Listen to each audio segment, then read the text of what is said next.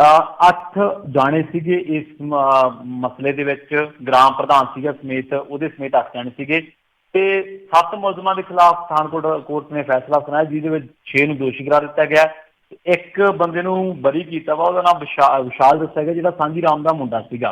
6 ਨੂੰ ਦੋਸ਼ੀ ਕਰਾਰ ਦਿੱਤਾ ਗਿਆ। ਇੱਕ ਜਿਹੜਾ ਸੀਗਾ ਉਹ ਨਾਬਾਲਗ ਹੈ ਤੇ ਉਹਦੇ ਖਿਲਾਫ ਜਿਹੜੀ ਚਾਰਜਸ਼ੀਟ ਹੈ ਉਹ ਅਲੱਗ ਤੋਂ ਦਾਇਰ ਕੀਤੀ ਗਈ ਸੀਗੀ। ਤੇ ਮੈਂ ਇਹ ਦੱਸਣਾ ਚਾਹੁੰਦਾ ਵਾਂ ਕਿ ਇਸ ਚੀਜ਼ ਦੇ ਵਿੱਚ ਜੇਕਰ ਅਸੀਂ ਦੇਖੀਏ ਨਾ ਤਾਂ ਰਾਜਨੀਤੀ ਜਿਹੜੀ ਹੈ ਉਹ ਇਸ ਕਦਰ ਸੀ ਕਿ ਬੀਜੇਪੀ ਦੇ ਦੋ ਮੰਤਰੀ ਪੀਡੀਪੀ ਤੇ ਭਾਜਪਾ ਦਾ ਗਠਬੰਧਨ ਸੀਗਾ ਉਦੋਂ ਸਰਕਾਰ ਦਾ, ਦੋ ਮੰਤਰੀ ਸੀਗੇ ਚੰਦ ਪ੍ਰਕਾਸ਼ ਗੰਗਾ ਤੇ ਲਾਲ ਸਿੰਘ। ਇਹਨਾਂ ਨੇ ਹਿੰਦੂ ਏਕਤਾ ਮੰਚ ਕੀ ਕਰਦਾ, 1 ਮਾਰਚ ਦੀ ਗੱਲ ਹੈ ਜਦੋਂ ਮੰਦਿਰ ਦਾ ਜਿਹੜਾ ਇੱਕ ਪੂਜਾ ਸਥਾਨ ਆ ਉੱਥੋਂ ਦਾ ਜਿਹੜੀ ਗ੍ਰਿਫਤਾਰੀ ਹੁੰਦੀ ਹੈ, ਮੰਦਿਰ ਦਾ ਜਿਹੜਾ ਪ੍ਰਧਾਨ ਹੈ ਉਹਦੀ ਤੇ ਉਹਦੇ ਭਤੀਜੇ ਦੀ ਜਦੋਂ ਗ੍ਰਿਫਤਾਰੀ ਹੁੰਦੀ ਹੈ ਤੇ ਫਿਰ ਉੱਥੇ ਹਿੰਦੂ ਏਕਤਾ ਮੰਚ ਜਿਹੜਾ ਵਾ ਇੱਕ ਰੈਲੀ ਕਰਦਾ ਵਾ ਤੇ ਉਸ ਰੈਲੀ ਦੇ ਵਿੱਚ ਚੰਦ ਪ੍ਰਕਾਸ਼ ਗੰਗਾ ਤੇ ਰਾਜ ਸਿੰਘ ਜਿਹੜੇ ਸ਼ਾਮਲ ਹੁੰਦੇ ਆ, ਜਿਹੜੇ ਕਿ ਬੀਜੇਪੀ ਤੇ ਪੀਡੀਪੀ ਭਾਜਪਾ ਗਠਬੰਧਨ ਸਰਕਾਰ ਦੇ ਮੰਤਰੀ ਹੁੰਦੇ ਆ। ਬੀਜੇਪੀ ਦੇ ਨਾਲ ਤਾਲੁਕਾਤ ਸੀਗਾ ਇਹਨਾਂ ਦੋਨਾਂ ਦਾ। ਉਦੋਂ ਫਿਰ ਇਹਨਾਂ ਦੋਨਾਂ ਨੂੰ ਝਟਕਾਉਣਾ ਪਿਆ ਬੀਜੇਪੀ ਨੂੰ, ਲੋਕਾਂ ਦੇ ਰੋਹ ਨੂੰ ਦੇਖਦਿਆਂ। ਔਰ ਇੱਕ ਐਸੀ ਘਟਨਾ ਸੀ ਜਿਹਨੇ ਮੁਲਕ ਨੂੰ ਝੰਜੋੜ ਕੇ ਰੱਖ ਦਿੱਤਾ ਸੀਗਾ। ਔਰ ਮੈਂ ਤੁਹਾਨੂੰ ਦੱਸਣਾ ਚਾਹੁੰਦਾ ਕਿ ਇਹੋ ਜਿਹਾ ਜਿਹੜਾ ਸਿਲਸਿਲਾ ਵਾ ਉਹ ਰੁਕਦਾ ਹਲੇ ਵੀ ਨਹੀਂਗਾ। ਮੱਧ ਪ੍ਰਦੇਸ਼ ਦੇ ਵਿੱਚ ਇੱਕ 8 ਸਾਲ ਦੀ ਬੱਚੀ ਦੇ ਨਾਲ ਬਲਾਤਕਾਰ ਕਰਕੇ ਉਸਦਾ ਕਤਲ ਕਰ ਦਿੱਤਾ ਗਿਆ ਵਾ। ਉਸ ਮਸਲੇ ਦੇ ਵਿੱਚ ਇੱਕ ਦੋਸ਼ੀ ਗ੍ਰਿਫਤਾਰ ਕੀਤਾ ਹੈ। ਪਠਾਨਕੋਟ ਦਾ ਹੀ ਇੱਕ ਮਸਲਾ ਵਾ ਜਿੱਥੇ ਆਪਾਂ ਕਹਿ ਸਕਦੇ ਹਾਂ ਕਿ ਇੱਕ ਬੰਦੇ ਨੇ ਮੰਦਬੁੱਧੀ ਬੱਚੇ ਦੇ ਨਾਲ ਜਬਰ ਜਨਾਹ ਕੀਤਾ ਵਾ, 2 ਜਣਿਆਂ ਨੂੰ ਗ੍ਰਿਫਤਾਰ ਕੀਤਾ ਤੇ ਇਹਦੀ ਵੀਡੀਓ ਤੱਕ ਬਣਾਈ ਗਈ ਆ। ਮਤਲਬ ਇੰਨੀ ਵੱਡੀ ਘਟਨਾ ਹੋਣ ਤੋਂ ਬਾਅਦ ਵੀ ਰਾਜ ਜੀ ਇੱਥੇ ਇਸ ਸਿਸਟਮ ਦੇ ਵਿੱਚ ਬਲਾਤਕਾਰ ਵਰਗੀਆਂ ਘਿਨਾਉਣੀਆਂ ਘਟਨਾਵਾਂ ਜਿਹੜੀਆਂ ਵਾ ਉਹ ਨਹੀਂ ਰੁਕੀਆਂ। ਹੋਣਾ ਕੀ ਚਾਹੀਦਾ ਸੀਗਾ, ਇਸ ਮਸਲੇ ਦੇ ਵਿੱਚ ਮਿਸਾਲੀ ਸਜ਼ਾ ਹੋਣੀ ਚਾਹੀਦੀ ਸੀ। ਪਹਿਲੀ ਗੱਲ ਤਾਂ ਤੁਸੀਂ ਦੇਖੋ ਕਿ ਕਿੱਡੀ ਸ਼ਰਮ ਵਾਲੀ ਗੱਲ ਹੈ ਕਿ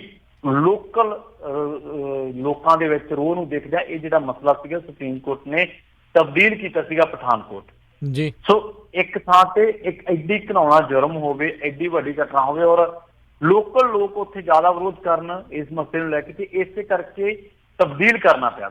ਜਦਕਿ ਜਿਹੜੀ ਇਹੋ ਜਿਹੀ ਘਟਨਾਵਾਂ ਕਿਸੇ ਫਿਰਕੇ ਦੇ ਨਾਲ ਨਹੀਂ ਹੈ, ਕਿਸੇ ਧਰਮ ਦੀ ਗੱਲ ਨਹੀਂ ਹੈ, ਕਿਸੇ ਨਾਲ ਵੀ ਹੋ ਸਕਦੀ ਹੈ। ਸੋ ਉਸ ਬੱਚੀ ਦਾ ਮੈਂ ਨਾਂ ਲੈਣਾ ਵੀ ਮੁਨਾਸਿਬ ਨਹੀਂ ਸਮਝਦਾ। ਹਾਲਾਂਕਿ ਬਹੁਤ ਸਾਰੇ ਲੋਕਾਂ ਨੇ ਉਹਦੀਆਂ ਤਸਵੀਰਾਂ, ਉਹਦਾ ਨਾਮ ਸੋਸ਼ਲ ਮੀਡੀਆ ਤੇ ਵਾਇਰਲ ਕੀਤਾ, ਪਰ ਮੇਰੇ ਖਿਆਲ ਦੇ ਨਾਲ ਨਹੀਂ ਹੋਣਾ ਚਾਹੀਦਾ ਇਹ ਚੀਜ਼ਾਂ ਤਾਂ। ਪਰ ਜੋ ਹੋਣਾ ਚਾਹੀਦਾ ਸੀਗਾ ਮਿਸਾਲੀ ਸਜ਼ਾ ਹੋਣੀ ਚਾਹੀਦੀ ਸੀ। ਔਰ ਮੇਰੇ ਖਿਆਲ ਦੇ ਨਾਲ ਹੌਲੀ ਹੌਲੀ, ਕਿਉਂਕਿ ਸ਼ਾਮ ਨੂੰ ਸਜ਼ਾ ਦਾ ਐਲਾਨ ਹੋਇਆ, ਜਿਹੜੇ 5 ਸਾਲ ਦੀ ਜਿਹਨਾਂ ਨੂੰ ਸਜ਼ਾ ਸੁਣਾਈ ਗਈ ਆ ਉਹਨਾਂ ਬਾਰੇ ਵੀ ਕਾਨੂੰਨ ਦੱਸੇ ਕਿ ਇਹਨਾਂ ਨੂੰ ਕਿਉਂ ਸੁਣਾਈ ਗਈ ਹੈ। ਕਿਉਂਕਿ ਜਿਹੜਾ ਅਪਰਾਧ ਹੈ ਉਹ ਇੱਕ ਤਰ੍ਹਾਂ ਦਾ ਹੀ ਹੈ, ਸਾਰੇ ਇੱਕੋ ਅਪਰਾਧ, ਇੱਕ ਵੱਡੇ ਅਪਰਾਧ ਦੇ ਵਿੱਚ ਅਗਵਾ ਹੈ, ਕਤਲ ਦਾ ਮਾਮਲਾ ਵਾ, ਗੈਂਗਰੇਪ ਦਾ ਮਾਮਲਾ। ਸੋ ਮੇਰੇ ਖਿਆਲ ਦੇ ਨਾਲ ਸਾਰਿਆਂ ਨੂੰ ਮਿਸਾਲੀ ਸਜ਼ਾ ਹੋਣੀ ਚਾਹੀਦੀ ਸੀ, ਸੋ ਦੈਟ ਕਿ ਇੰਡੀਆ ਦੇ ਵਿੱਚ ਘੱਟੋ ਘੱਟ ਇਹੋ ਜਿਹੀਆਂ ਘਟਨਾਵਾਂ ਤੇ ਰੋਕ ਲੱਗ ਸਕਦੀ। ਪਰ ਇੱਥੇ ਰੋਕ ਲੱਗਣੀ ਬਹੁਤ ਔਖੀ ਹੈ ਕਿਉਂਕਿ ਕਾਨੂੰਨ ਵਿਵਸਥਾ ਦਾ, ਪੁਲਿਸ ਦਾ ਡਰ ਲੋਕਾਂ ਨੂੰ ਰਿਹਾ ਨਹੀਂ ਹੈ, ਖਾਸ ਕਰਕੇ ਜ਼ਰਾਈ ਪੇਸ਼ਾ ਲੋਕਾਂ ਨੂੰ। ਜੀ ਅਗਲੀ ਜਿਹੜੀ ਗੱਲ ਕਰਦੇ, ਕਹਿੰਦੇ ਪੱਛਮ ਬੰਗਾਲ ਦੇ ਵਿੱਚ ਐਮਰਜੈਂਸੀ ਲਗਾਉਣ ਦੀਆਂ ਤਿਆਰੀਆਂ।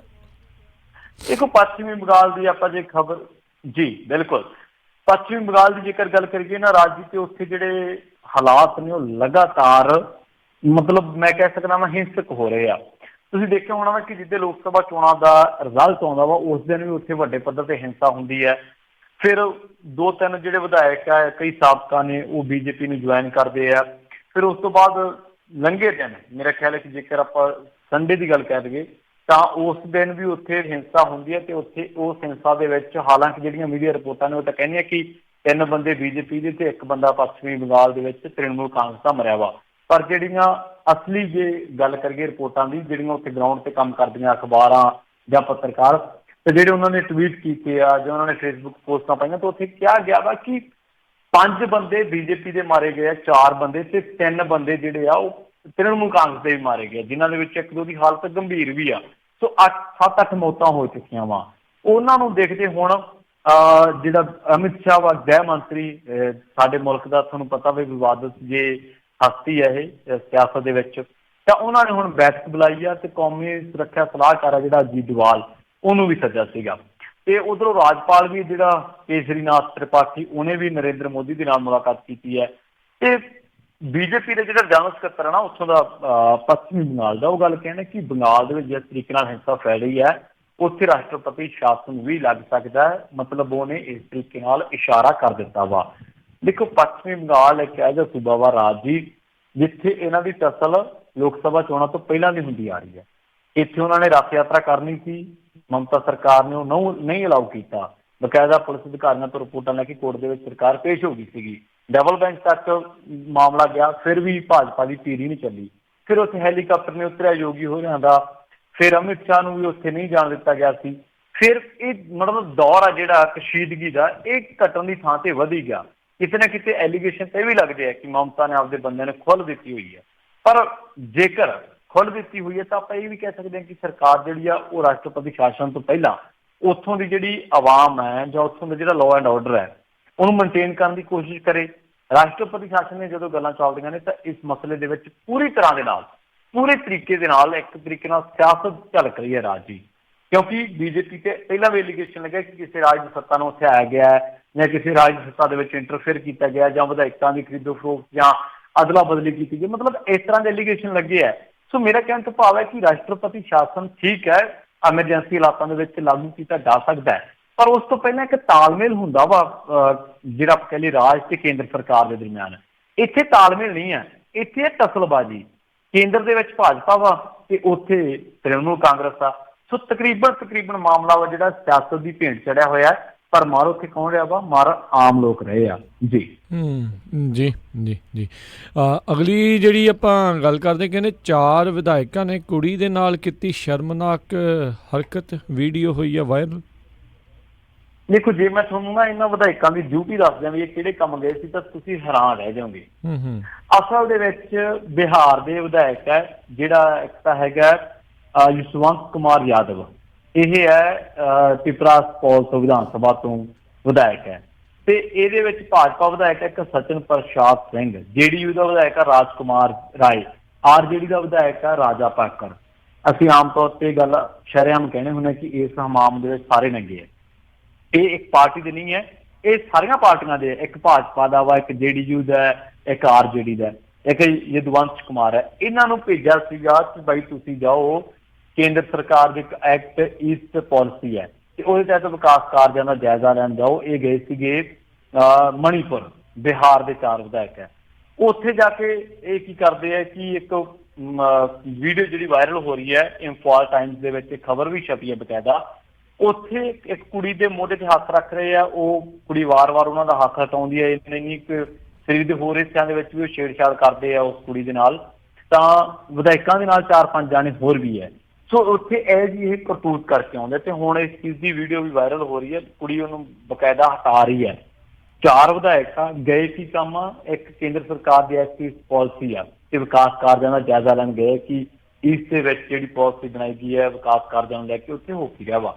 ਪਰ ਉੱਥੇ ਇਹ ਘਟੀਆ ਕਿਰਦਾਰ ਦੇ ਬੰਦੇ ਉੱਥੇ ਕੀ ਕਰ ਰਹੇ? ਕੁੜੀ ਦੇ ਨਾਲ ਛੇੜਛਾੜ ਕਰ ਰਹੇ ਆ। ਵੀਡੀਓ ਕਾਫੀ ਵਾਇਰਲ ਹੋ ਚੁੱਕੀ ਆ। ਸੋ ਮੇਰੇ ਖਿਆਲ ਦੇ ਨਾਲ ਜੇ ਇਹਨਾਂ ਤੇ ਕਾਰਵਾਈ ਬਣਦੀ ਹੈ, ਪਹਿਲੀ ਕਾਰਵਾਈ ਤਾਂ ਇਹ ਹੈ ਕਿ ਇਹਨਾਂ ਦਾ ਜਿਹੜਾ ਖਰਚਾ ਕੀਤਾ ਵਾ ਇਹਨਾਂ ਦੀਆਂ ਜੇਬਾਂ 'ਚੋਂ ਵਸੂਲ ਕੀਤਾ ਜਾਵੇ। ਜਾ ਕੇ ਕੇਂਦਰ ਜਾਂ ਰਾਜ ਸਰਕਾਰ ਦੇ ਖਾਤੇ ਦੇ ਉੱਤੇ ਆ ਕੇ ਇਹ ਲੋਕ ਨੈਤਿਕ ਤੌਰ ਤੇ ਗਿਰੇ ਹੋਏ ਲੋਕ ਉੱਥੇ ਜਾ ਕੇ ਇਹ ਅਯਾਸ਼ੀਆਂ ਕਰਦੇ ਆ, ਛੇੜਛਾੜ ਕਰਦੇ ਆ। ਦੂਜੀ ਗੱਲ ਇਹ ਕਿ 4 ਨੂੰ ਸਸਪੈਂਡ ਕਰਨਾ ਚਾਹੀਦਾ ਵਾ, ਸੋ ਦੈਟ ਕਿ ਦੂਜਿਆਂ ਦੇ ਵਿੱਚ ਮੈਸੇਜ ਜਾਵੇ ਕਿ ਜੇਕਰ ਅਸੀਂ ਜ਼ਿੰਮੇਵਾਰ ਹੋ ਕੇ, ਨੁਮਾਇੰਦੇ ਹੋ ਕੇ ਦੂਜੀ ਥਾਂ ਤੇ ਜਾਂ ਕਿਸੇ ਵੀ ਥਾਂ ਤੇ ਅਸੀਂ ਆਪਦਾ ਇੱਕ ਨਿੱਜ ਤੋਂ ਜਿਹੜਾ ਕਹਿ ਲਏ ਚਰਿੱਤਰ ਜਿਹੜਾ ਵਾ ਦੇਖਦੇ ਹਾਂ ਜਾਂ ਕੋਈ ਹਰਕਤ ਕਰਦੇ ਹਾਂ ਤੇ ਇਹਦੇ ਨਾਲ ਐਡੀ ਵੱਡੀ ਗਾਜ ਡਿੱਗ ਸਕਦੀ ਹੈ। ਸੋ ਮੇਰੀ ਮੰਗ ਤਾਂ ਇਹੀ ਹੈ ਕਿ 4 ਨੂੰ ਬਰਖਾਸਤ ਹੋਣਾ ਚਾਹੀਦਾ। ਜੇਕਰ ਵੀਡੀਓ ਦੇ ਤੱਥ ਜਿਹੜੇ ਲਿਖੇ ਗਏ ਆ, ਇੰਫਾਲ ਟਾਈਮਸ ਨੇ ਲਿਖਿਆ ਜਾਂ ਵੀਡੀਓ ਹੈ, ਜੇਕਰ ਉਹਦੀ ਪੁਸ਼ਟੀ ਤੋਂ ਬਾਅਦ ਇਹ ਚੀਜ਼ ਸਹੀ ਪਾਈ ਜਾਂਦੀ ਹੈ ਤਾਂ ਜੀ। ਜੀ ਜੀ ਜੀ ਅਗਲੀ ਜਿਹੜੀ ਆਪਾਂ ਗੱਲ ਕਰਦੇ ਹਾਂ ਪ੍ਰਵੀਨ ਜੀ, ਫਤਿਹਵੀਰ ਨੂੰ ਬਚਾਉਣ ਦੇ ਲਈ ਕਹਿੰਦੇ ਜਿਹੜੀ NDRF ਉਹਨਾਂ ਦੇ ਹੱਥ ਖੜੇ ਆ, ਹੁਣ ਫੌਜ ਦੇ ਹੱਥ ਕਮਾਨ ਆ। ਕੀ ਸਿਚੁਏਸ਼ਨ ਆ? ਹੁਣ ਤਾਂ ਬਹੁਤ ਲੰਮਾ ਸਮਾਂ ਹੋ ਗਿਆ ਬੱਚੇ ਨੂੰ ਉਸ ਬੋਰਵੈਲ ਦੇ ਅੰਦਰ। ਦੇਖੋ 5 ਦਿਨ ਹੋ ਚੁੱਕੇ ਆ ਜੀ। 5 ਦਿਨਾਂ ਤੋਂ ਬਾਅਦ NDRF ਕਹਿੰਦੀ ਹੈ ਕਿ ਜੀ ਹੁਣ ਸਾਡੇ ਹੱਥ ਖੜੇ ਆ, ਫੌਜ ਦੇ ਕੋਲ ਮਾਮਲਾ ਆ ਗਿਆ। ਰਾਜ ਜੀ 5 ਦਿਨਾਂ ਬਾਅਦ ਸਾਡੇ ਮੁੱਖ ਮੰਤਰੀ ਸਾਹਿਬ ਜਾਗੇ ਹੈ ਤੇ ਉਹਨਾਂ ਨੇ ਟਵੀਟ ਕੀਤਾ ਫੇਸਬੁੱਕ ਤੇ ਵੀ ਲਿਖਿਆ ਕਿ ਅਸੀਂ ਜੀ ਉੱਥੇ ਸਾਡਾ ਮੰਤਰੀ ਹੈ ਇੱਕ, ਉਹਦੇ ਨਾਲ ਅਸੀਂ ਉਹਦੇ ਕਰਕੇ ਉਹਦੇ ਜ਼ਰੀਏ ਅਸੀਂ ਸੰਪਰਕ ਦੇ ਵਿੱਚ ਹੈ, ਮੇਰੀ ਪਰਿਵਾਰ ਦੇ ਨਾਲ ਹਮਦਰਦੀ ਹੈ, ਫਲਾਨਾ। ਪਰ ਉਹਦੇ ਜੇ ਤੁਸੀਂ ਫੇਸਬੁੱਕ ਪੇਜ ਤੇ ਜਾ ਕੇ ਮੁੱਖ ਮੰਤਰੀ ਸਾਹਿਬ ਦੇ ਕੈਪਟਨ ਅਮਰਿੰਦਰ ਸਿੰਘ ਸਾਹਿਬ ਦੇ ਫੇਸਬੁੱਕ ਪੇਜ ਤੇ ਜਾ ਕੇ ਤੁਸੀਂ ਜੇ ਕਮੈਂਟ ਰੀਡ ਕਰੋਗੇ ਤਾਂ ਤੁਹਾਨੂੰ ਪਤਾ ਲੱਗ ਜੂਗਾ ਕਿ ਲੋਕ ਕਿੰਨੇ ਕੁ ਖੁਸ਼ ਆ ਕੈਪਟਨ ਸਾਹਿਬ ਤੋਂ। ਦੂਜੀ ਗੱਲ ਇਹ ਹੈ ਕਿ ਇੱਕ ਚੀਜ਼ ਹੋਰ ਇਸ ਚੀਜ਼ ਤੋਂ ਲੈਦਾ ਵਾ, ਉਹ ਇਹ ਹੈ ਕਿ ਜਦੋਂ ਲੋਕਾਂ ਨੂੰ ਪਤਾ ਲੱਗਿਆ ਕਿ ਜਿਹੜੇ ਰਾਹਤ ਕਾਰਜ ਆ ਉਹ ਸੁਸਤ ਹੈ, ਤਾਂ ਉਸ ਤੋਂ ਬਾਅਦ ਫਿਰ ਕੀ ਹੋਇਆ ਵਾ ਕਿ ਰੋਡ ਜਾਮ ਕੀਤਾ ਗਿਆ। ਪਰ ਫਤਿਹਵੀਰ ਦਾ ਜਿਹੜਾ ਦਾਦਾ ਜੀ ਹੈ ਜਿਹੜੇ, ਉਹ ਸਾਹਮਣੇ ਆਏ, ਉਹਨਾਂ ਨੇ ਅਪੀਲ ਕੀਤੀ ਲੋਕਾਂ ਨੂੰ ਜਨਤਕ ਤੌਰ ਤੇ ਕਿ ਇਸ ਤਰ੍ਹਾਂ ਨਾ ਕਰੋ। ਮੇਰਾ ਖਿਆਲ ਹੈ ਕਿ ਬਹੁਤ ਵੱਡੀ ਬਰਾਦਰੀ ਦਾ ਕੰਮ ਹੈ। ਹੁਣ ਅੱਜ ਆਪਾਂ ਜਿਹੜੇ ਰਾਹਤ ਕਾਰਜ ਚੱਲ ਰਹੇ ਆ, ਬੇਸ਼ੱਕ ਮਿਸ਼ਨ ਜਿਹੜਾ ਵਾ ਫੌਜ ਦੇ ਕੋਲ ਆ ਗਿਆ, ਪਰ ਰਾਜ ਦੀ ਹਰੇਕ ਬਸ਼ਿੰਦੇ ਦੇ ਜਾਨ ਮਾਲ ਦੀ ਰਾਖੀ ਦਾ ਜਿਹੜਾ ਜ਼ਿੰਮਾ ਵਾ ਉਹ ਸਟੇਟ ਸਰਕਾਰ ਦਾ ਹੁੰਦਾ ਵਾ, ਰਾਜ ਸਰਕਾਰ ਦਾ ਹੁੰਦਾ ਵਾ। ਇੱਥੇ 5 ਦਿਨਾਂ ਬਾਅਦ ਕੈਪਟਨ ਸਰਕਾਰ ਨੂੰ ਯਾਦ ਆਉਂਦੀ ਹੈ ਜਿਹੜਾ ਕੰਮ 5 ਘੰਟਿਆਂ ਦੇ ਵਿੱਚ ਕਰਨਾ ਚਾਹੀਦਾ ਸੀ, ਜਿਹੜਾ ਕੰਮ 5 ਘੰਟਿਆਂ ਦੇ ਵਿੱਚ ਕਰਨਾ ਚਾਹੀਦਾ ਸੀ, ਉਹ ਅਸੀਂ ਕਰ ਰਹੇ ਹਾਂ 5ਵੇਂ ਦਿਨ।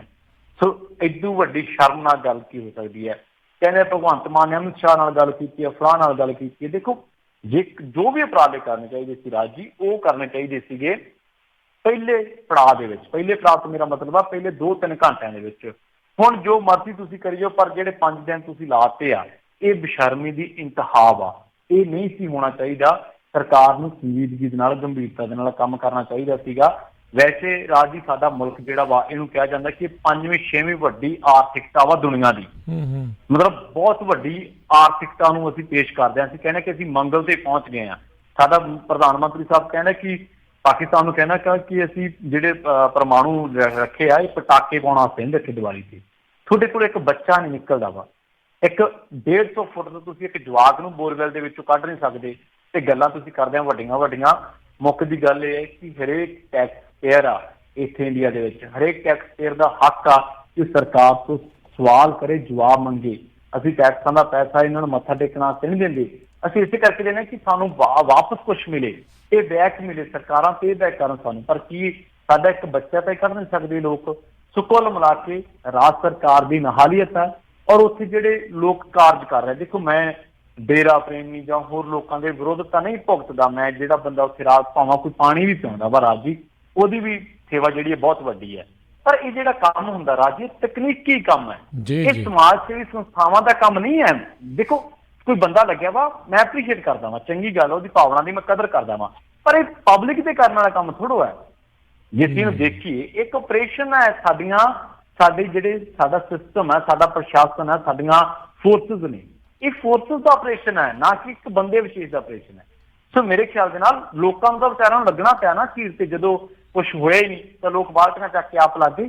ਪਰ ਇਹ ਫੋਰਸਿਸ ਦਾ ਆਪਰੇਸ਼ਨ ਸੀਗਾ ਮੇਰੇ ਖਿਆਲ ਦੇ ਨਾਲ, ਅਸੀਂ ਡਾਇਵਰਟ ਕਰਤਾ ਵਾ ਉਹਨੂੰ। ਜੀ ਬਿਲਕੁਲ। ਇਹ ਆਪਾਂ ਦੇਖਿਆ ਮਲੇਸ਼ੀਆ ਦੇ ਵਿੱਚ ਉਦੋਂ ਬੱਚੇ ਸੁਰੰਗ ਦੇ ਵਿੱਚ ਉੱਥੇ ਫਸੇ ਸੀ, ਉੱਦਾਂ ਕਿਸ ਤਰੀਕੇ ਦੇ ਨਾਲ ਬਾਹਰੋਂ ਅੰਤਰਰਾਸ਼ਟਰੀ ਪੱਧਰ ਦੀ, ਕੌਮਾਂਤਰੀ ਪੱਧਰ ਦੀ ਮਦਦ ਆਈ, ਉਹ ਸਾਰਾ ਕੁਛ ਲੱਗੇ ਉਹਨਾਂ ਨੂੰ ਕੱਢਣ ਦੇ ਲਈ।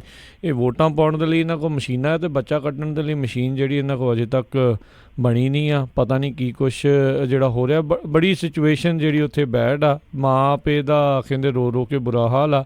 ਅਤੇ ਉੱਥੇ ਮੈਨੂੰ ਲੱਗਦਾ ਇੱਕ ਮੰਤਰੀ ਇਹ ਵੀ ਕਹੀ ਜਾਂਦਾ ਸੀਗਾ ਵੀ ਜਿਨ੍ਹਾਂ ਕਰਕੇ ਡਿੱਗਾ ਆ ਉਹਨਾਂ ਉੱਤੇ ਜਿਹੜਾ ਕਿਤੇ ਨਾ ਕਿਤੇ ਜਿਹੜਾ ਪਰਚਾ ਦਰਜ ਕੀਤਾ ਜਾਵੇ, ਕਤਲ ਦਾ ਪਰਚਾ ਦਰਜ ਕੀਤਾ ਜਾਵੇ। ਹੁਣ ਚਲੋ ਮਾਪਿਆਂ ਕੋਲ ਹੋ ਗਈ ਗਲਤੀ, ਉਹ ਚੰਗੀ ਤਰ੍ਹਾਂ ਨਹੀਂ ਢੱਕ ਸਕੇ, ਤਾਂ ਹੁਣ ਮਾਪਿਆਂ ਦੇ ਉੱਤੇ ਕਤਲ ਦਾ ਜਿਹੜਾ ਪਰਚਾ ਦਰਜ ਕਰਨ ਦੀਆਂ ਗੱਲਾਂ ਚੱਲ ਰਹੀਆਂ। ਸੋ ਇੰਨੀ ਜ਼ਿਆਦਾ ਮੂਰਖਤਾਈ ਆ ਉੱਥੇ ਵੀ ਤਕਨੀਕ ਵਾਲਾ ਕੰਮ ਜਿਹੜਾ ਆ ਉਹ ਲੋਕਾਂ ਨੂੰ ਖੁਦ ਜਿਹੜਾ ਉਹ ਕਰਨਾ ਪੈ ਰਿਹਾ, ਕਿਉਂਕਿ ਪ੍ਰਸ਼ਾਸਨ ਇੰਨਾ ਜ਼ਿਆਦਾ ਲਾਪਰਵਾਹ ਉੱਥੇ ਹੋਇਆ ਪਿਆ ਆ।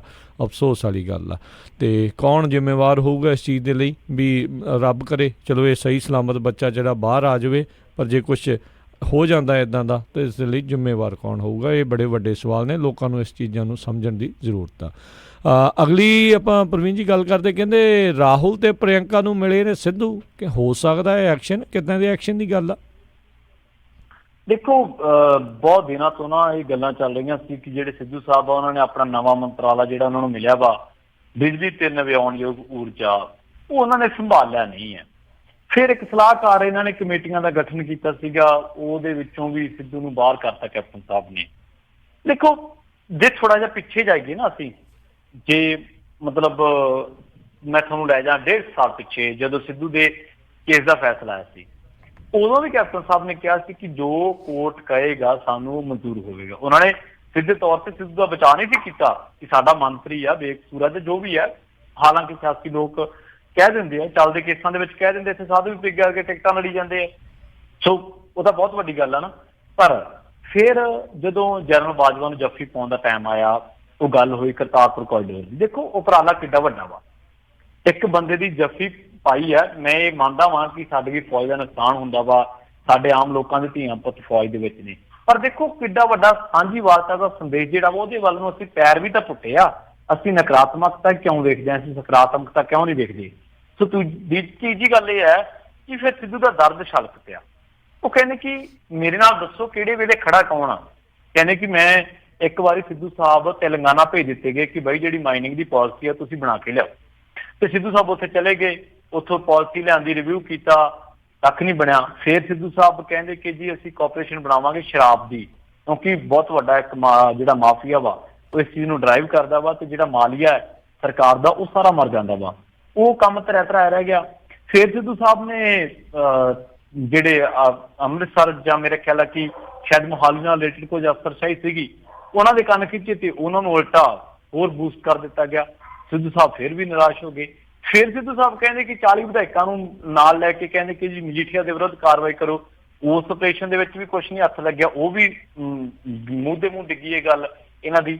ਸੋ ਇੱਕ ਅੰਦਰ ਖਾਤੇ ਨਾ ਇੱਕ ਕਸ਼ਮਕਸ਼ ਚੱਲ ਰਹੀ ਸੀਗੀ ਕਿ ਹਰ ਵਾਰ ਉਹ ਸਟ੍ਰੋਕ ਖੇਡਦੇ ਸੀਗੇ, ਹਰ ਵਾਰ ਉਹ ਸਿਕਸਰ ਮਾਰਦੇ ਸੀ, ਪਰ ਸਟੰਪ ਆਊਟ ਕਰ ਦਿੱਤੇ ਜਾਂਦੇ ਸੀ, ਸਟੰਪ ਆਊਟ ਕਰ ਦਿੱਤੇ ਜਾਂਦੇ ਸੀ। LBW ਦੀ ਅਪੀਲ ਹੁੰਦੀ ਸੀ, ਫਿਰ ਵੀ ਆਊਟ ਦੇ ਦਿੱਤੇ ਜਾਂਦੇ ਸੀ। ਸੋ ਹੁਣ ਉਹਨਾਂ ਨੂੰ ਲੱਗਿਆ ਕਿ ਸ਼ਾਇਦ ਜਿਹੜਾ ਪਾਣੀ ਆ ਉਹ ਸਿਰ ਉੱਤੋਂ ਦੀ ਲੰਘ ਚੁੱਕਿਆ ਵਾ। ਇਸ ਕਰਕੇ ਉਹਨਾਂ ਨੇ ਰਾਹੁਲ ਗਾਂਧੀ ਤੇ ਪ੍ਰਿਅੰਕਾ ਗਾਂਧੀ ਦੇ ਨਾਲ ਮੁਲਾਕਾਤ ਕੀਤੀ ਆ, ਔਰ ਜਿਹੜੀਆਂ ਕਿਆਸ ਅਰਾਈਆਂ ਨੇ ਰਾਜੀ ਉਹ ਇਹ ਨਿਕਲ ਕੇ ਆ ਰਹੀਆਂ ਨੇ ਕਿ ਕੋਈ ਵੱਡਾ ਐਲਾਨ ਵੀ ਹੋ ਸਕਦਾ। ਮਤਲਬ ਸਿੱਧੂ ਨੂੰ ਕੋਈ ਜਾਂ ਤਾਂ ਕੇਂਦਰ ਵੱਲੋਂ ਕੋਈ ਵੱਡੀ ਜ਼ਿੰਮੇਵਾਰੀ ਦਿੱਤੀ ਜਾ ਸਕਦੀ ਹੈ, ਜਾਂ ਫਿਰ ਹੋ ਸਕਦਾ ਕਿ ਉਹਨਾਂ ਨੂੰ ਉਹੀ ਮਹਿਕਮਾ ਜਿਹੜਾ ਉਹਨਾਂ ਤੋਂ ਸੈਰ ਸਪਾਟਾ ਮੰਤਰੀ ਵਾਲਾ, ਸੱਭਿਆਚਾਰਕ ਮਾਮਲਿਆਂ ਮੰਤਰੀ ਵਾਲਾ ਜਾਂ ਨਗਰ ਨਿਗਮਾਂ ਦਾ ਜਿਹੜਾ ਉਹਨਾਂ ਕੋਲ ਜ਼ਿੰਮਾ ਸੀਗਾ ਉਹ ਦਿੱਤਾ ਜਾ ਸਕਦਾ ਦੁਬਾਰ ਤੋਂ। ਸੋ ਜੇਕਰ ਗੱਲਾਂ ਦੋ ਨੇ, ਜੇਕਰ ਉਹਨਾਂ ਨੂੰ ਉਹੀ ਮੰਤਰਾਲਾ ਮਿਲਦਾ ਤੇ ਇਹਦਾ ਮਤਲਬ ਹੈ ਕਿ ਸਿੱਧੂ ਦੀ ਹਾਈ ਕਮਾਂਡ ਤੱਕ ਪੂਰੀ ਧਾਕ ਹੈ ਤੇ ਕੈਪਟਨ ਦੀ ਪਰਵਾਹ ਨਹੀਂ ਕਰਦੇ, ਕਿਉਂਕਿ ਪਹਿਲਾਂ ਵੀ ਉਹ ਕਹਿ ਚੁੱਕਿਆ ਕਿ ਮੇਰੇ ਜਿਹੜੇ ਕੈਪਟਨ ਰਾਹੁਲ ਗਾਂਧੀ ਹੈ। ਇਸ਼ਾਰਾ ਉਹਨਾਂ ਦਾ ਇਹੀ ਸੀਗਾ ਕਿ ਮੈਂ ਇੱਥੋਂ ਦੇ ਕੈਪਟਨ ਦੀ ਕੋਈ ਪਰਵਾਹ ਨਹੀਂ ਕਰਦਾ। ਪਰ ਇੱਥੇ ਰਾਜੀ ਸਟੇਟ ਸੂਬੇ ਦੀ ਪੋਲਿਟਿਕਸ ਦੇ ਵਿੱਚ ਵਿਚਰਨ ਵਾਸਤੇ ਤੁਹਾਡੇ ਕੋਲ ਸੂਬੇ ਦਾ ਵਜੂਦ ਹੋਣਾ ਜ਼ਰੂਰੀ ਹੈ। ਪਰ ਇੱਕ ਗੱਲ ਤੁਹਾਨੂੰ ਮੈਂ ਜ਼ਰੂਰ ਕਹਿਣਾ ਵਾ, ਉਹ ਇਹ ਹੈ ਕਿ ਇੱਥੇ ਜਿਹੜੇ ਲੋਕ ਆ ਉਹ ਦੋ ਭਾਂਤ ਦੇ ਆ ਜਿਹੜੇ ਪੋਲੀਟੀਸ਼ੀਅਨ ਆ। ਇੱਕ ਉਹ ਆ ਜਿਹੜੇ ਕਹਿੰਦੇ ਕਿ ਸਿੱਧੂ ਠੀਕ ਹੈ ਪਰ ਉਹ ਆਵਾਜ਼ ਨਹੀਂ ਕੱਢ ਸਕਦੇ ਕਿਉਂਕਿ ਉਹਨਾਂ ਨੂੰ ਟਿਕਟਾਂ ਕੈਪਟਨ ਅਮਰਿੰਦਰ ਸਿੰਘ ਨੇ ਦਵਾਈਆਂ ਵਾ। ਇੱਕ ਉਹ ਆ ਜਿਹੜੇ ਦੱਬੀ ਸੁਰ ਦੇ ਵਿੱਚ ਮਹਿਸੂਸ ਕਰਦੇ ਆ ਕਿ ਯਾਰ ਇਹ ਚੀਜ਼ਾਂ ਹੋਣੀਆਂ ਚਾਹੀਦੀਆਂ ਵਾ, ਸਿੱਧੂ ਨੂੰ ਬੂਸਟ ਹੋਣਾ ਚਾਹੀਦਾ ਹੈ। ਪਰ ਜਦੋਂ ਉਹਨਾਂ ਨੂੰ ਪਤਾ ਲੱਗਦਾ ਕਿ ਜਦੋਂ ਮੰਤਰੀ ਮਿਲਣਾ ਹੋਇਆ, ਮੰਤਰੀ ਦਾ ਅਹੁਦਾ ਮਿਲਣਾ ਹੋਇਆ ਜਾਂ ਹੋਰ ਗੱਲ ਮਿਲਣੀ ਹੋਈ, ਉਦੋਂ ਕੈਪਟਨ ਦੀ ਤਰਫੋਂ ਮਿਲਣੀ ਹੈ, ਫਿਰ ਉਹ ਕਿਤੇ ਨਾ ਕਿਤੇ ਸਮਝੌਤਾ ਕਰ ਜਾਂਦੇ ਆ। ਇਸ ਕਰਕੇ ਸਿੱਧੂ ਇਕੱਲੇ ਰਹਿ ਜਾਂਦੇ ਆ। ਤੁਸੀਂ ਦੇਖਿਆ ਹੋਣਾ ਕਦੇ ਵੀ ਕਿਸੇ ਮਾਮਲੇ ਦੇ ਵਿੱਚ ਜਾਖੜ ਸਾਹਿਬ ਨੇ ਇੱਕ ਵਾਰੀ ਬਿਆਨ ਦਿੱਤਾ ਉਹਨਾਂ ਦੇ ਹੱਕ ਦੇ ਵਿੱਚ ਕਿ ਨਹੀਂ, ਸਿੱਧੂ ਸਾਹਿਬ ਬੜੇ ਸੁਲਝੇ ਹੋਏ ਇਨਸਾਨ ਨੇ, ਉਹਨਾਂ ਨੇ ਜੋ ਵੀ ਕਿਹਾ ਹੋਊਗਾ ਸੋਚ ਕੇ ਕਿਹਾ ਹੋਊਗਾ। ਪਰ ਅਦਰਵਾਈਜ਼ ਤ੍ਰਿਪਤਰਜਿੰਦਰ ਸਿੰਘ ਬਾਜਵਾ ਵਰਗੇ, ਬ੍ਰਹਮ ਮਹਿੰਦਰਾ ਵਰਗੇ, ਸਾਧੂ ਸਿੰਘ ਧਰਮਸੋਤ ਵਰਗੇ ਇਹ ਸ਼ਰੇਆਮ ਉਲਟ ਭੁਗਤਦੇ ਆ। ਸ਼ਰੇਆਮ ਕਹਿੰਦਾ ਕਿ ਨਹੀਂ ਜੀ ਕੈਪਟਨ ਸਾਹਿਬ ਸਹੀ ਹੈ। ਸੋ ਹੁਣ ਉਹਨਾਂ ਨੇ ਸੰਕੇਤ ਦੇ ਦਿੱਤਾ ਕਿ ਧਾਕ ਪਹੁੰਚ ਜਿਹੜੀ ਮੇਰੀ ਹਾਈ ਕਮਾਂਡ ਤੱਕ ਹੈਗੀ ਹੈ, ਮੰਤਰਾਲਿਆਂ ਤੇ ਡਿਪੈਂਡ ਕਰਦਾ ਹੈ ਜੇ ਉਹ ਸੰਭਾਲਣਗੇ ਜਾਂ ਕਿਵੇਂ ਕਰਨਗੇ, ਜਾਂ ਆਉਣ ਵਾਲੇ ਦਿਨਾਂ ਦੇ ਵਿੱਚ ਜੋ ਉਹਨਾਂ ਦੀ ਜ਼ਿੰਮੇਵਾਰੀ ਹੋਊਗੀ ਉਹ ਤੈਅ ਕਰੂਗੀ ਕਿ ਸਿੱਧੂ ਦਾ ਪੰਜਾਬ ਤੇ ਕਾਂਗਰਸ ਦੇ ਵਿੱਚ ਇਸ ਵੇਲੇ ਅਕਸ ਤੇ ਅਹੁਦਾ ਤੇ ਰੁਤਬਾ ਕੀ ਹੈ। ਜੀ ਜੀ ਜੀ ਜੀ ਅਗਲੀ ਜਿਹੜੀ ਗੱਲ ਕਰਦੇ, ਕਹਿੰਦੇ ਸ਼੍ਰੋਮਣੀ ਕਮੇਟੀ ਸਿੱਖ ਰੈਫਰੈਂਸ ਲਾਇਬ੍ਰੇਰੀ ਦਾ ਖਜ਼ਾਨਾ ਲੈਣ ਦੇ ਲਈ ਸਰਗਰਮ, ਜਦ ਕਿ ਕੁਝ ਦਿਨ ਪਹਿਲਾਂ ਜਿਹੜੀ ਰਿਪੋਰਟ ਇੱਕ ਛਪੀ ਸੀ ਸਪੋਕਸਮੈਨ, ਉਸ ਦੇ ਵਿੱਚ ਤੇ ਕਈ ਤਰੀਕੇ ਦੇ ਖੁਲਾਸੇ ਹੋਏ ਸੀ ਵੀ ਇਹਨਾਂ ਦੇ ਵੱਲੋਂ ਵੀ ਬੜਾ ਕੁਝ ਵੇਚ ਦਿੱਤਾ ਗਿਆ। ਦੇਖੋ ਬਿਲਕੁਲ ਉਹ ਤਾਂ ਕਰੋੜਾਂ ਦੀ ਗੱਲ ਆ, ਪਰ ਅੱਜ ਜਿਹੜੇ ਸਾਡੇ SGPC ਦੇ ਪ੍ਰਧਾਨ ਨੇ ਗੋਬਿੰਦ ਸਿੰਘ ਲੌਂਗੋਵਾਲ, ਉਹ ਕਹਿੰਦੇ ਕਿ ਜੀ ਰੈਫਰੈਂਸ ਲਾਇਬ੍ਰੇਰੀ ਦਾ ਜਿਹੜਾ ਖਜ਼ਾਨਾ ਫੌਜ ਲੈ ਗਈ ਸੀ ਉਹਨੂੰ ਵਾਪਸ ਹਾਸਲ ਕਰਨ ਲਈ ਅਸੀਂ ਕੇਂਦਰ ਸਰਕਾਰ ਨਾਲ ਸੰਪਰਕ ਕਰਾਂਗੇ। ਦੇਖੋ ਪਹਿਲਾਂ ਇਹਨਾਂ ਨੂੰ ਕੋਈ ਪਤਾ ਨਹੀਂ ਲੱਗਿਆ, ਜਦੋਂ ਸੁਖਬੀਰ ਬਾਦਲ ਦਾ ਬਿਆਨ ਆਇਆ ਫਿਰ ਲੌਂਗੋਵਾਲ ਸਾਹਿਬ ਨੂੰ ਵੀ ਜਾਗ ਆਈ, ਇਹ ਵੀ ਸੁੱਤੇ ਉੱਠੇ ਕਿ ਬਈ ਆਪਾਂ ਵੀ ਬਿਆਨ ਦੇਈਏ ਕਿਉਂਕਿ ਪਿੱਛੇ ਰਹਿ ਗਏ ਸੀ ਨਾ। ਇਹਨਾਂ ਨੂੰ ਵੀ ਹੁਣ ਪਤਾ ਲੱਗਿਆ ਕਿ ਰੈਫਰੈਂਸ ਲਾਇਬ੍ਰੇਰੀ ਸੀਗੀ ਜਿਹਦਾ ਖਜ਼ਾਨਾ ਫੌਜ ਲੈ ਗਈ ਸੀ। ਪਰ ਮੈਂ ਤੁਹਾਨੂੰ ਇਹਨਾਂ ਦੀਆਂ ਨਾ ਗੱਲਾਂ ਦੱਸਦਾ ਥੋੜ੍ਹੀਆਂ ਜਿਹੀਆਂ ਆਂਕੜੇ ਵਾਈਜ਼, ਤੇ ਨੋਟ ਕਰ ਲਿਓ, ਤੁਹਾਡੇ ਆਉਣ ਵਾਲੇ ਟਾਈਮ ਦੇ ਵਿੱਚ ਕੰਮ ਆਉਣਗੀਆਂ। ਜਿਹੜੀ ਫੌਜ ਜਿਹੜਾ ਕੁੱਲ ਖਜ਼ਾਨਾ ਲੈ ਕੇ ਗਈ ਸੀ ਸਿੱਖ ਰੈਫਰੈਂਸ ਲਾਇਬ੍ਰੇਰੀ ਦਾ, ਉਹ ਸੀਗੀਆਂ 130 ਬੋਰੇ ਵੱਡੀਆਂ ਪੁਸਤਕਾਂ ਦੇ, ਖਰੜਿਆਂ ਦੇ ਭਰੇ ਸੀ 130 ਵੱਡੇ ਬੋਰੇ, ਠੀਕ ਹੈ। ਸ਼੍ਰੋਮਣੀ ਕਮੇਟੀ ਨੂੰ ਵਾਪਸ ਕੀਤੇ ਜਾਂਦੇ ਆ 10,500 ਕਿਤਾਬਾਂ ਤੇ ਗ੍ਰੰਥ ਵਾਪਸ ਆ ਜਾਂਦੇ ਆ।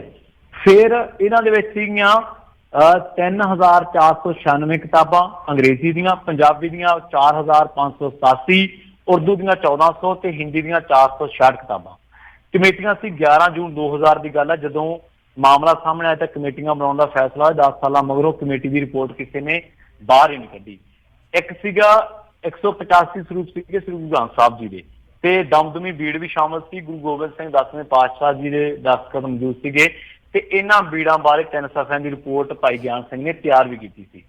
ਫਿਰ ਕੀ ਹੁੰਦਾ ਵਾ ਕਿ ਸ਼੍ਰੋਮਣੀ ਕਮੇਟੀ ਕੋਲ ਦਸਤਖਤ ਕਰਵਾਏ ਜਾਂਦੇ ਆ ਤੇ 29 ਸਤੰਬਰ 1984, 31 ਅਕਤੂਬਰ 1984, 5 ਜੁਲਾਈ 1985, 13 ਅਕਤੂਬਰ 1999, 20 ਜੂਨ 1990 ਤੇ 28 ਦਸੰਬਰ 1990 ਨੂੰ ਵਾਪਸ ਕੀਤੇ ਜਾਂਦੇ ਆ ਕੁਝ ਤੱਥ, ਕੁਝ ਕਿਤਾਬਾਂ।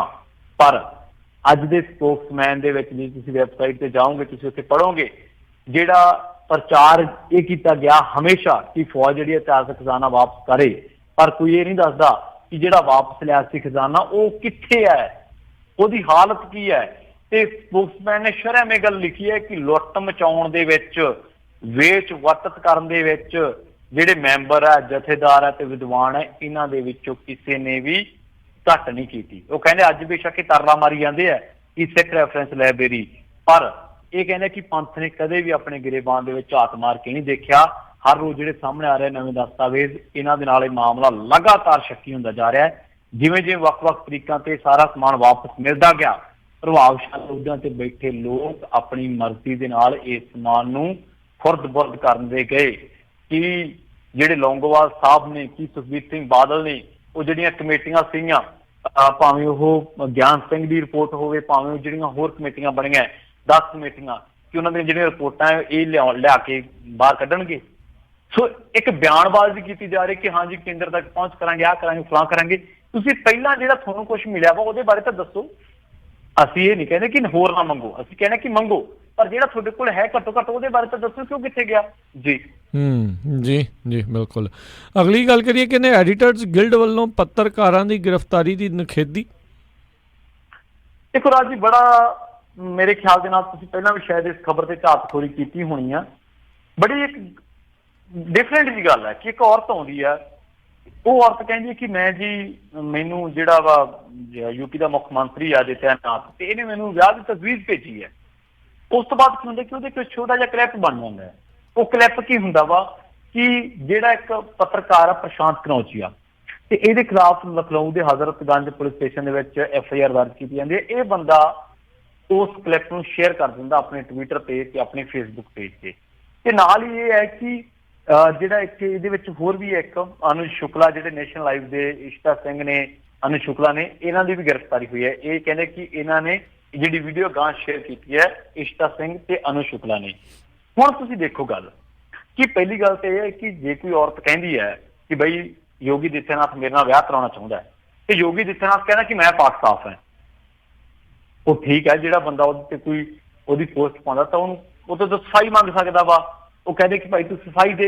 ਦੂਜੀ ਗੱਲ ਇਹ ਕਿ ਇਸ ਚੀਜ਼ ਦੀ ਜਾਂਚ ਹੋਵੇ। ਕੋਈ ਬੰਦਾ ਯੋਗੀ ਆਦਿੱਤਿਆਨਾਥ ਤੇ ਐਲੀਗੇਸ਼ਨ ਲਾ ਰਿਹਾ ਵਾ, ਉਹਦੀ ਜਾਂਚ ਹੋਵੇ ਕਿ ਭਾਈ ਵਾਕਈ ਇਹਨਾਂ ਦੋਸ਼ਾਂ ਦੇ ਵਿੱਚ ਅਸਲੀਅਤ ਹੈ। ਜਿਹੜੇ ਬੰਦੇ ਨੇ ਸਟੱਫ ਪਾਤਾ ਵਾ, ਵੀਡੀਓ ਪਾਤੀ ਆ, ਤੇ ਉਹ ਬੰਦੇ ਨੂੰ ਤੁਸੀਂ ਗ੍ਰਿਫਤਾਰ ਕਰ ਰਹੇ ਹੋ। ਹੈਰਾਨੀ ਦੀ ਗੱਲ ਹੈ। ਐਡੀਟਰ ਗਿਲਡ ਕਹਿੰਦਾ ਵਾ ਕਿ ਇਹ ਜਿਹੜੀ ਕਾਰਵਾਈ ਆ, ਜਿਹੜੇ ਤੁਸੀਂ ਉਹਨੂੰ ਇੱਕ ਸੰਪਾਦਕ ਨੂੰ, ਪੱਤਰਕਾਰ ਨੂੰ, ਟੈਲੀਵਿਜ਼ਨ ਚੈਨਲ ਦੇ ਮੁਖੀ ਨੂੰ ਗ੍ਰਿਫਤਾਰੀ ਕੀਤੀ ਹੈ, ਤਾਂ ਇਹ ਸਿੱਧੇ ਪ੍ਰੈਸ ਤੇ ਦਬਾਉਣ ਦੀ ਕੋਸ਼ਿਸ਼ ਆ, ਪ੍ਰੈਸ ਨੂੰ ਡਰਾਉਣ ਦੀ ਕੋਸ਼ਿਸ਼ ਆ। ਦੇਖੋ ਪੱਤਰਕਾਰ ਦਾ ਇੱਕ ਕੰਮ ਹੈ, ਜੋ ਵੀ ਉਹਨੂੰ ਫੀਲਡ ਦੇ ਵਿੱਚੋਂ ਮਿਲਿਆ ਵਾ ਉਹਨੇ ਛਾਪ ਦੇਣਾ ਹੁੰਦਾ ਵਾ। ਹਾਂ, ਵਰਜ਼ਨ ਲੈਣਾ ਜ਼ਰੂਰੀ ਹੈ, ਪਰ ਕੀ ਛਾਪਣਾ ਗੁਨਾਹ ਵਾ? ਕਿ ਫੇਸਬੁੱਕ ਤੇ ਪੋਸਟ ਕਰਨਾ ਇੱਕ ਗੁਨਾਹ ਵਾ? ਜੇ ਗੁਨਾਹ ਵਾ ਤੇ ਮੇਰੇ ਖਿਆਲ ਦੇ ਨਾਲ ਫਿਰ ਸਰਕਾਰਾਂ ਤੋਂ ਮਾਨਤਾ ਲੈ ਲਈ ਜਾਵੇ ਕਿ ਹਾਂਜੀ ਯੋਗੀ ਜੀ ਤੁਸੀਂ ਦੱਸੋ ਕਿ ਕਿਹੜੀ ਚੀਜ਼ ਪਾਈਏ, ਕਿਹੜੀ ਸ਼ੇਅਰ ਕਰੀਏ, ਕੀ ਲਿਖੀ ਨਾ ਲਿਖੀਏ। ਇਹੀ ਹੋ ਸਕਦਾ ਨਾ। ਜੇਕਰ ਉੱਥੇ ਪਾਕ ਸਾਹਿਬ ਸੀਗੇ ਯੋਗੀ ਸਾਹਿਬ ਜਾਂ ਕੋਈ ਹੋਰ, ਤਾਂ ਉਸ ਔਰਤ ਤੋਂ ਸਪਸ਼ਟੀਕਰਨ ਲਿਆ ਜਾਂਦਾ ਕਿ ਹਾਂ ਬਈ ਪੂਰਾ ਮਾਮਲਾ ਕੀ ਹੈ। ਮਾਮਲੇ ਨੂੰ ਦਬਾ ਦਿੱਤਾ ਗਿਆ ਤੇ ਜਿਹੜੇ ਬੰਦੇ ਨੇ ਵੀਡੀਓ ਸ਼ੇਅਰ ਕੀਤੀ ਉਹਨਾਂ ਤੇ ਕੇਸ ਚਲਾ ਦਿੱਤਾ ਗਿਆ, ਉਹਨਾਂ ਨੂੰ ਗ੍ਰਿਫਤਾਰ ਕਰ ਲਿਆ ਗਿਆ। ਸੋ ਇਸੇ ਕਰਕੇ ਸਾਡਾ ਜਿਹੜਾ ਪ੍ਰੈਸ ਦੀ ਆਜ਼ਾਦੀ ਦੇ ਵਿੱਚ ਰਾਜ ਦੀ ਥਾਂ ਆ ਨਾ, 140 ਐਵੇਂ ਨਹੀਂ ਬਣਿਆ, ਇਸੇ ਕਰਕੇ ਬਣਿਆ ਵਾ ਮੈਨੂੰ ਲੱਗਦਾ। ਜੀ ਬਿਲਕੁਲ। ਤੇ ਬਹੁਤ ਪ੍ਰਵੀਨ ਜੀ ਤੁਹਾਡਾ ਧੰਨਵਾਦ, ਤੁਸੀਂ ਸਾਡੇ ਨਾਲ ਜੁੜੇ ਇਹਨਾਂ ਖਬਰਾਂ ਬਾਰੇ ਤੁਸੀਂ ਜਾਣਕਾਰੀ ਦਿੱਤੀਆਂ। ਅਗਲੀ ਵਾਰ ਤੱਕ ਲਈ ਬੜੀ ਮਿਹਰਬਾਨੀ, ਪਿਆਰ ਭਰੀ ਸਤਿ ਸ਼੍ਰੀ ਅਕਾਲ ਜੀ। ਸਤਿ ਸ਼੍ਰੀ ਅਕਾਲ ਜੀ। ਜੀ ਤੇ ਸਰੋਤਿਓ, ਇੱਥੇ ਹੀ ਸਾਡਾ ਅੱਜ ਦਾ ਪ੍ਰੋਗਰਾਮ ਖਬਰ ਤੇ ਨਜ਼ਰ ਸਮਾਪਤ ਆ। ਮਿਲਦੇ ਹਾਂ ਤੁਹਾਨੂੰ ਸਾਰਿਆਂ ਨੂੰ ਅਗਲੀ ਵਾਰ। ਉਦੋਂ ਤੱਕ ਲਈ ਮੇਰੇ ਵੱਲੋਂ ਵੀ ਪਿਆਰ ਭਰੀ ਨਿੱਘੀ ਸਤਿ ਸ਼੍ਰੀ ਅਕਾਲ ਜੀ। ਉਹਦੇ ਵਾਸਤੇ ਜੋ ਹੱਸਦੇ ਖੇਲਦੇ ਰਹੋ, ਸੁਣਦੇ ਰਹੋ ਪੰਜਾਬੀ ਰੇਡੀਓ USA।